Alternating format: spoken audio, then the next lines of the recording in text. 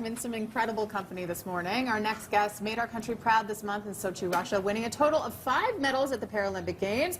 And they've managed to inspire each other with their achievements. Visually impaired cross-country skier Brian McKeever made Canadian history by winning 3 gold medals, becoming the first Winter Paralympian to earn 10 golds.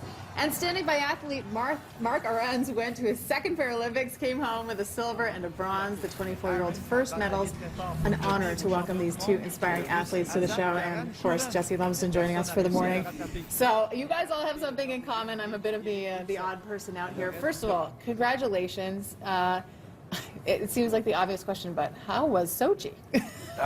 Great. It was unbelievably experience into taking it all and then come home with some hardware on top of it all. It's overwhelming.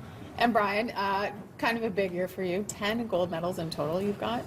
Yeah, it's a good thing somebody's keeping count. Yeah, no, it was a great experience, and pretty happy to have been able to share that with Mark, and certainly inspired by Jessie and all the things that you guys have done. Like, just, you know, having the Olympics beforehand was just great for us to be able to watch that, and then to head over there and take that and have the same feelings. It's a wonderful thing. Now, during one of your races, Brian, we were watching very closely. One of the moments that sort of stood out to Canadians, took a bit of a tumble and managed to come back to win. Tell us about that moment.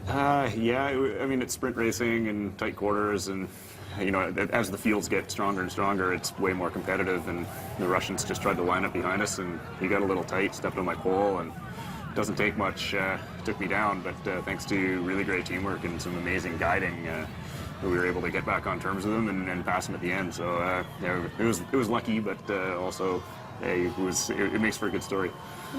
Yeah, go ahead. And aside from competition, what were some of the biggest challenges you guys faced in Sochi? I mean, as you know, the Olympics were happening before that, we had some challenges, but for you guys? Snow conditions were always going to be a big one there. We saw at the games where it was really warm and really slushy, deep, wet snow, and the guys did a great job on the venue to make sure that that wasn't actually the case. We actually had really good conditions, I thought. And you guys at the Nordic Village, which was the creme de la creme of villages. So we're told, That's what we heard. Yeah. But in terms of the other villages, did you hear any feedback from some of the other athletes in terms of access, accommodations? Was it all fairly I think they positive? did a really good job. I think that was the one thing we did here, is that accessibility to all the venues and all the villages was really well done. And I mean, that's always the big challenge when you've got, you know, athletes with disabilities and wheelchairs and all that stuff, is just to make sure that everybody's well taken care of. And I think that was maybe the best thing. Did you lop your Did you lop your sleeves off as well at some point because the warm weather? We were actually a lot colder than the Olympics were, but Chris Klebel, our sit skier who won on the last day, he had his suit cut right down. Yeah. I wanted to ask you guys about your particular relationship together.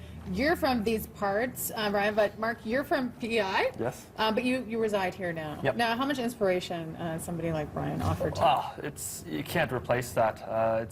He's one of the best guys in the world in the para sport and cross country, and I've learned so much from Brian and his brother Robin, who's now my coach, and those experiences have gone a long way. It's been the huge difference from Vancouver over the 4 years, what I've learned, what I've experienced in racing, and learning from Brian and Robin to lead up to the success I had in Sochi.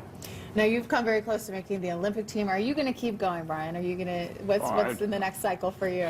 I'd love to. I mean, I'm getting to be an old guy, 34 now. You're still pretty good, you know, by the way. Yeah. Getting a little gray, but it's I'm still having fun, right? So, and I think that's always key. Is yeah, as you know, and Mark is going to know, that, you know, when you're having fun, that's what keeps you going, and that's what allows you to really enjoy sport. And, Absolutely. Hey, if the little injury bugs will stay away, then I'd love to go another 4 years. And I want to see what this young guy's going to do in 4 years, because he's matured really well since Vancouver, and that was inspiring. Mark started us off with that silver medal in his first race, and really set the tone for our team. Oh, well, congratulations on both of your success, and your success too, Jessie Lumsden. And check these out. Oh, that's awesome. They're pretty That's neat, what it's all about. Yeah. So Canada's so proud of you. Thanks for coming in this morning. Thank you very much. Thank you.